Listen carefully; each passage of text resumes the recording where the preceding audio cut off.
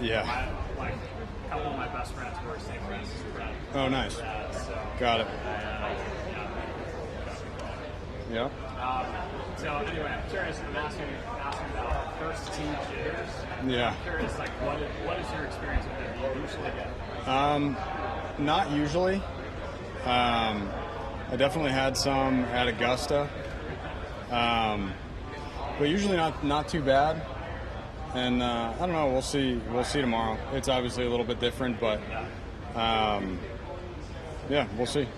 Do you think the environment plays any role in that sort of thing as far as just like fan engagement is concerned? I think.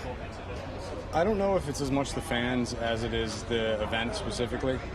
I feel like there weren't necessarily any more people at Augusta around the first tee as there are anywhere else. So I think it's less the people and more just the scenario.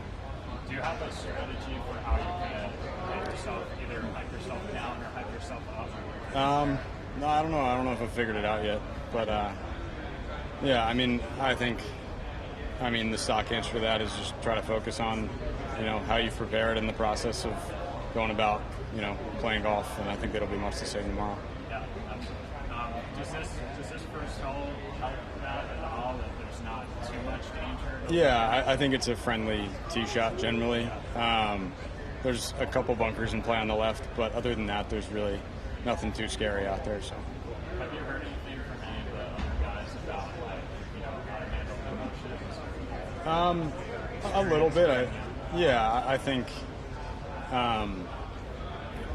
I think just being around all these guys, you kind of pick up how they handle things, and I've gotten to talk to them all a little bit, but I think generally, like I said, it is a little bit different, and that's a team event, but it is still just golf, and we're still all just trying to stick to what we do. You've got so much experience on the captains and assistant captains on this team. Yeah. In particular, you've got Webb Simpson that lives here. Yeah. Has he been able to be that extra, don't go here, go there kind of thing? Yeah, for sure. Don't hit this shot, that's all. Yeah. We actually got here a little bit earlier than most of the guys on Sunday, and I came out and Webb caddied for me. We played 15 holes. He was out there cleaning my clubs and getting me numbers, and obviously he knows the place better than anybody, and it was nice just to have him steering me around because I've never played it, and to kind of have my first experience of Quail Hollow to be literally Webb Simpson caddying for me was really cool. You said you've been doing a lot of club holding and flag holding. Yeah. Yeah. What else is he bringing beyond that? Clearly he's got good in this Yeah. Yeah, for sure. No, I've been fortunate to get to know him a little bit this past year. Obviously, with our connection to Wake Forest, I feel like that was kind of destined to happen a little bit. But yeah, just listening to him talk about, playing in these team events and how it is just a little bit different. There's a lot that goes on Monday through Wednesday, especially that we don't normally have. And, kind of just hearing him say, once Thursday comes, it's business. And that's kind of when you have to stick to what you do and take care of your job. A lot of North Carolina flavor on this team, whether it's Davis or you guys from Lake. Yeah. And then, golf in general, we've got the U.S. Opens coming by. Yeah. North Carolina's really kind of burst onto the golf scene kind of hub in the last few years. Yeah. It's going to be nice to see. Yeah, it's fun. There's obviously a ton of great golf in North Carolina. I spent 4 years here playing at Wake, so it's a comfortable environment for me. I think a lot of the golf courses are things styles I'm familiar with. So yeah, it's been nice, and it's a nice part of the country. It's a place I enjoy coming. I was told that the team went to Noble Smoke. We did. Join them for We that? did, yeah. Can you talk a little bit about that experience? Yeah, the food was delicious. It's a really cool place. I think I had about 3 plates worth of smoked chicken. Yeah, we had a nice night. It was Are you fun. a barbecue guy? I love barbecue, yeah. So, do you know how that came together? I think Davis is close with the owner. But yeah, no, we just went big team dinner, all our wives. and the team and the captains and all that. It was a nice night. On a week like this, with everything going on, is doing something like that a nice way to unwind, a nice way to team build, get away from the site a little bit? Yeah, I think anytime you get to spend time with the guys on this team more casually is a lot of fun. Because it's people you see a lot throughout the year, kind of in a professional setting. I mean, we see each other at our jobs. And it's nice to have a little bit of an experience with them away from the golf course and kind of just get to know them as people a little bit more. What were you expecting coming into the week, and has anything surprised you in what you just experienced? Nothing really surprising. I think, I don't know, I was really looking forward to, honestly, some of the practice rounds, just getting to be around these other guys on the team, more personally. I feel like, we play practice rounds together sometimes throughout the year, but for me to get to play, today with Jordan Spieth and Justin Thomas and Kevin Kisner, those are guys I haven't been around that much. I don't think I've ever played with Jordan or Kevin before, so it's just fun to experience kind of being out there with them. Did you get a word in at all? A little bit. Kevin's doing a lot of the talking for me. Yeah.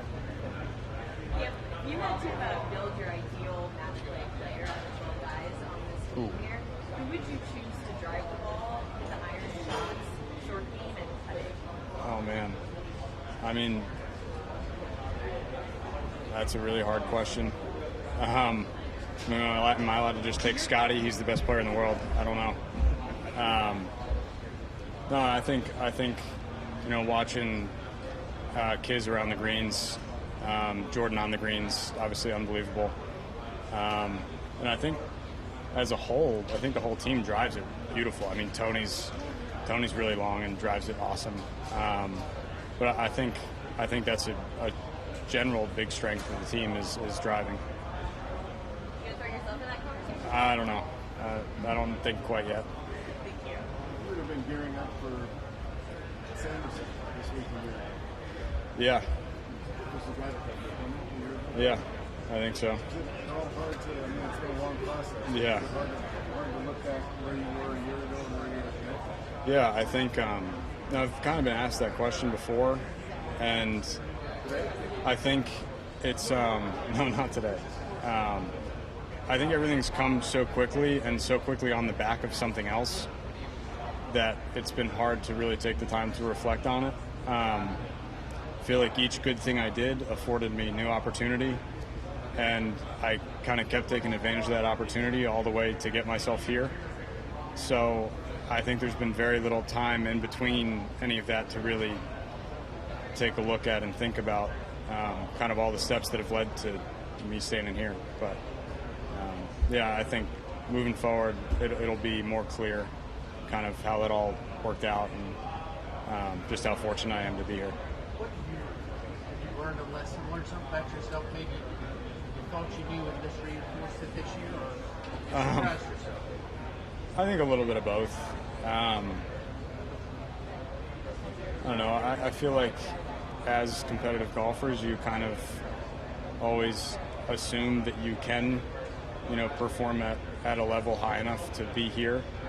I don't think anyone that's ever played on one of these teams has thought differently than that. I don't think anyone's really totally surprised themselves to make one of these teams or, make it to a tour championship. I think it's things that I at least believed I could do. But at the same time, I know that it's just in general unlikely. I mean, not that there's only 12 guys on the American team. So I think there's some aspect of it where you have to be realistic with your expectations, but at the same time have the belief that it's all possible. Have you played at all with Taylor Kendrick? Yeah, I have. Yeah. What are your impressions of him and his game, and do you see any similarities between your game? Yeah. No, I've played with Taylor a little bit at home. We're literally neighbors. So no, I think we do play the game pretty similarly. He hits it a long way off the tee. And he's really solid all around. I know he's played some great golf after he's come back from his injury. And I think, given some more starts this year, he might have been right alongside me at East Lake. Someone like that to go through that and then turn it up at the end of the year to play his way onto this team. What does that kind of say? Oh, I think it's an incredible feat that he was able to do that. I mean, anytime you're away with injury, I think I know he wasn't. I don't think he was able to really chip or do anything. So to come back and kind of have a very complete game right off the bat is very impressive. Yeah, you're a pretty reserved guy, obviously. Yeah. Enjoyable part of the last few days? Yeah. Yeah, kind of like I said, I think just being around some of the other players on the team in a more casual setting, getting to hear their banter back and forth and get to know them a little bit more as people instead of just golfers that you see kind of on leaderboards. So that's been pretty cool. Like you already asked, what's the format? I don't really know. I think I'm happy to play whenever Davis tells me to play. I don't know if there's really one that suits me that much better than the other. I think the golf course suits me pretty well. And we'll just have to see when they let me play. You mentioned the banter, and you practiced with the old man today out there. You guys been giving kids a hard time about being the senior citizen on this team? Yeah, I take him more. He's my older, so I try to be respectful, but I don't think that sentiment is shared by a lot of the other guys. He gives as much as he takes, though, so I'm not too worried about him. Having a match play kind of proven guy that the captain's picked up on this team, what does that glean any sort of information from him, or sort of pick his brain on a few things? Yeah, I mean, I think you can see it in the way that he carries himself and the way he plays, just the attitude that he approaches it with. He knows that he thrives in match play because he just doesn't ever give you a hole. He's going to make a 20-footer for par or get up and down from nowhere, and I think that attitude is something that's really important in match play, and he's, about the best example of it you can find. Were you always a great driver of the ball? No. Was it long and far from an early age? I was never really, really long. I feel like I definitely started hitting it farther in college, but with that, I also hit it absolutely sideways for probably about 3 years. It's something that I think has improved dramatically. I never would have really considered myself a great driver of the golf ball, and even though statistically I think I am, it's still something that I feel like I can improve drastically. Did you consciously work to gain speed and distance when you were in college, or it just happened? No, I think just happened. I think we definitely worked out more than I ever had in college, and mechanically my swing changed, so I think it's all just a combination of those two things. How about now? Are you trying to change anything? No. Trying to, gain any more speed?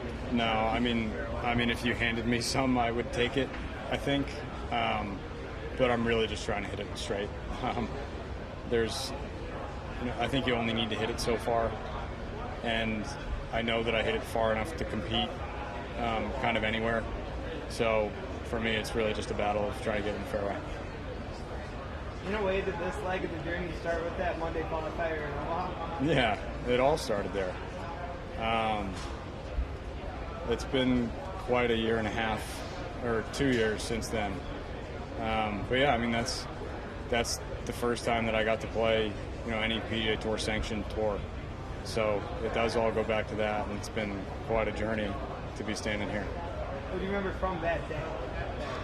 I remember vividly flying an 8-iron over the green on the last hole, thinking that I hit it in a hazard and was going to make, a 7 and not get through. I think I was 7 under 317, and it stayed out of the hazard, and I got up and down for birdie, and I sat in my car, and the guy was leading by 3 or 4 at that point, and I sat in the car waiting for a playoff the whole time until they told me I got in. So I remember quite a few things from that day, but I can still picture that 8-iron flying over the green.